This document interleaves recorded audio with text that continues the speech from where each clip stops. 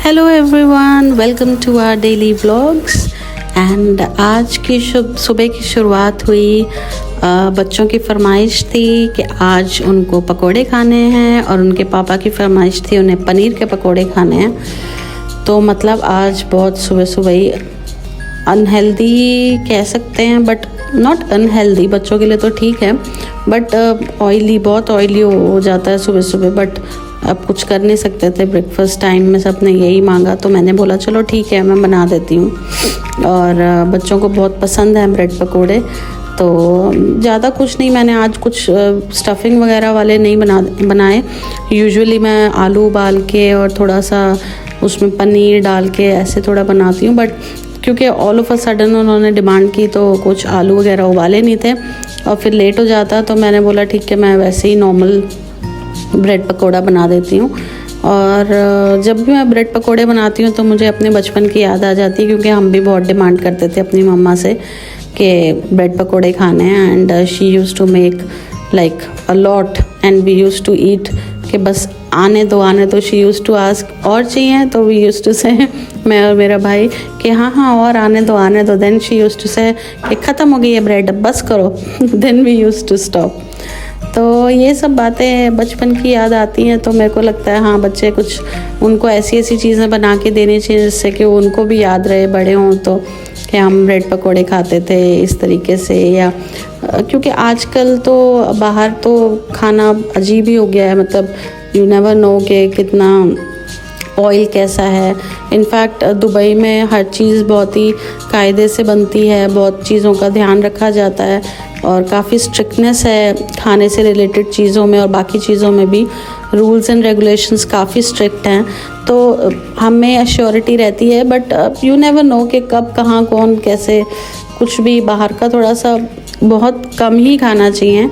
और बल्कि आजकल ऐसा ज़माना ही नहीं है कि आप बाहर का कम खाओ, हो ही जाता है बाहर का।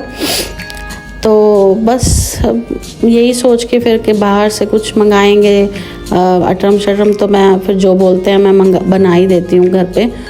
तो फिर ये बना दिए थे जी ब्रेड पकोड़े, और हस्बैंड को मैंने बोला था थोड़ा सा बेसन घोल दो और मैं ब्रेड पकोड़े बना देती हूँ, बच्चे मांग रहे हैं। तो बस हस्बैंड ने बिल्कुल पतला सा कर दिया, और फिर मैंने बोला कि ये तो बहुत पतला है। देन ही सेड नहीं ठीक है, इतने में बन जाएगा।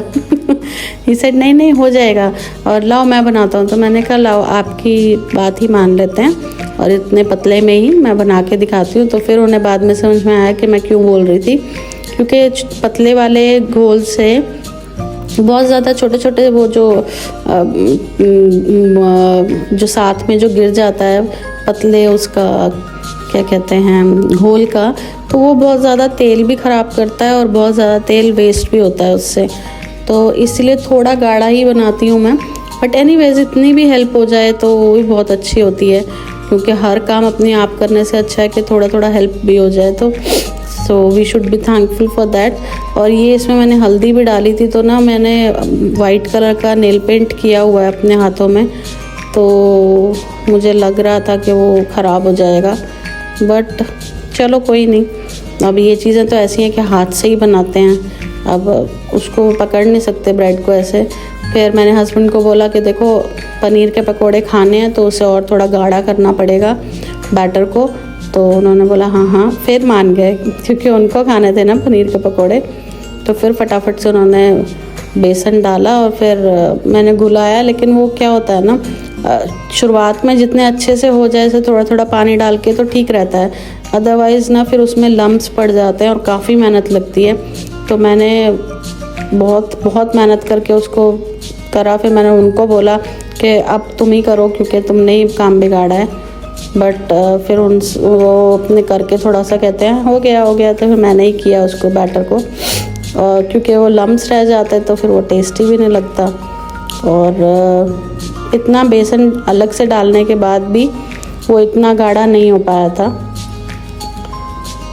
लेकिन चलो, क्योंकि ना बेसन इसमें जैसे पनीर के पकोड़े में बेसन को बहुत गाढ़ा ही बनाया जाता है, क्योंकि द रीज़न बीइंग पनीर में पानी होता है। फिर अगर आप उसको तलेंगे तो पनीर का अंदर का पानी उछटेगा तेल में, and which is very dangerous also, और वो सारा तेल ख़राब कर देता है।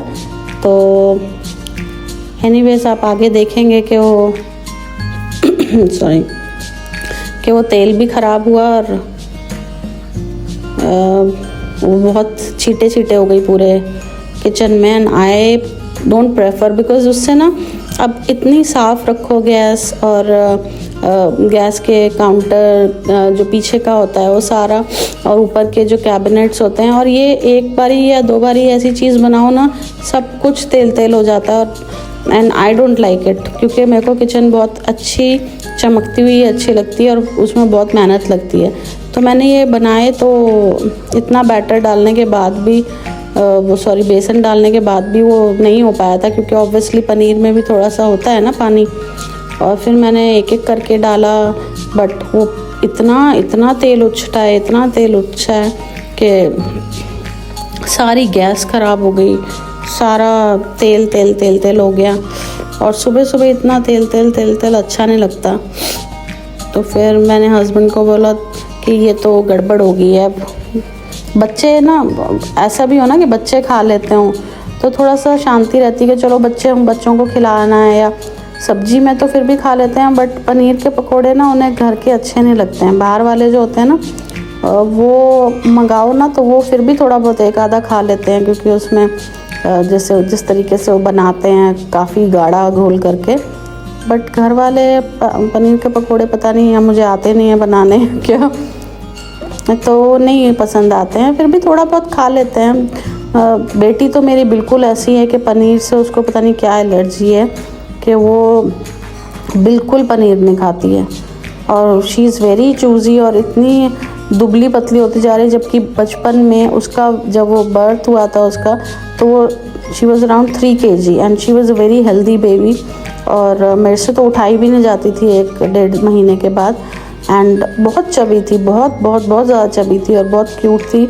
अभी भी क्यूट है, बट बहुत पतली हो गई। एंड शी इज़ लाइक ये नहीं खाना, वो नहीं खाना, और ये निकाल दो, खाली चावल दे दो, खाली ब्रेड दे दो। तो उसके साथ मेरे को बहुत डिफ़िकल्टी होती है। एक तो उसका खाने का तरीका देख के, फिर वो क्या होता है ना, जब बच्चा चीज़ें नहीं खाता है तो फिर ऑब्वियसली उसकी इम्यूनिटी पे इफ़ेक्ट पड़ता है। एंड शी इज़ लाइक कि अब स्कूल जाती है ना तो मुझे डर लगा रहता है, क्योंकि उसका हमेशा क्या है कि फिर वो खांसी जुकाम या कुछ फीवर लेकर ही आ जाती है, और एक महीने में 2 बारी वो बीमार होती है, बिकॉज़ ऑब्वियसली उसकी इम्यूनिटी लो है एंड खाना पीना वो ढंग से खाती नहीं है। तो अगर आप लोगों के पास भी कोई सजेशंस हों जिससे कि उसका थोड़ा ये खाने का जो इशू है वो सॉल्व हो सके तो प्लीज़ शेयर कीजिएगा। और ये देखिए पूरी किचन ख़राब हो चुकी है, पूरी गैस पे छींटे, बिकॉज़ ऑब्वियसली इसमें बहुत कितना ही कर लिया मैंने काफ़ी गाढ़ा कर दिया था, लेकिन फिर भी वो ख़राब हो गया था सारा। वो छींटे आ रही थी, बन गए थे पकोड़े, बट वो मेरे को अच्छा नहीं लगा, क्योंकि छींटे हो गई ना सब जगह, तो मुझे अच्छा नहीं लगा। और ये देखिए मेरे नेल्स हो गए हैं येलो बिकॉज ऑफ दैट हल्दी इन द बैटर। और मैं अब हस्बैंड को वही बोल रही थी, देखो कितना तेल हो गया है, बट फिर मुझे लगा चलो उनका मन है सुबह खाने का, कभी कभी होता है, तो मैंने कुछ ज़्यादा बोला नहीं। लेकिन मुझे ऐसा लगता है कि पनीर के पकोड़े ऐसी चीज़ें जो ज़्यादा तेल उछाटती हैं ना, वो बाहर से मंगा लेनी चाहिए बट फिर लगता है कि नहीं, घर पे ही खाना चाहिए ज़्यादा से ज़्यादा। और ये मैं हस्बैंड को साइड में हटा के दिखाया कि देखो कितना तेल कर दिया हमने। और तेल भी ख़राब हो गया था, क्योंकि ऑब्वियसली वो पनीर के पानी की वजह से। मैं इस तेल को वही सोच रही थी कि इसका क्या करूं, तो मेरे को लगा कि एक काम कर सकते हैं, अब दोपहर को कढ़ी चावल बना लूँगी, उसमें थोड़े से पकोड़े एक बारी और तल लूँगी, और फिर इस तेल को मैं डिस्कार्ड कर दूँगी, बिकॉज़ मुझे नहीं अच्छा लग रहा था कि वो ज़्यादा, जैसे कहते हैं ना, डबल तेल को यूज़ करना इज़ नॉट गुड। तो ये फिर हमारी चाय गरम रेडी थी, और ये थे ब्रेड पकोड़े और पनीर के पकोड़े, और ये था हमारा भरा पूरा नाश्ता। This morning. और आज बहुत ठंड थी तो हम बच्चों को बाहर नहीं लेके गए। आज was one of the coldest day और बहुत ठंडी हवा चल रही थी, तो हमने ये डिसाइड किया आज बच्चों को पार्क नहीं लेके जाएंगे। और ये देखिए बच्चों ने नया पर्दा मैंने लगाया था और वो पता नहीं कैसे मुझे आज ही सुबह दिखा के फट गया है, तो चलिए अब दूसरा लाएंगे। आपको हमारे व्लॉग्स अच्छे लगते हैं तो please like and subscribe. Till then take care, bye bye.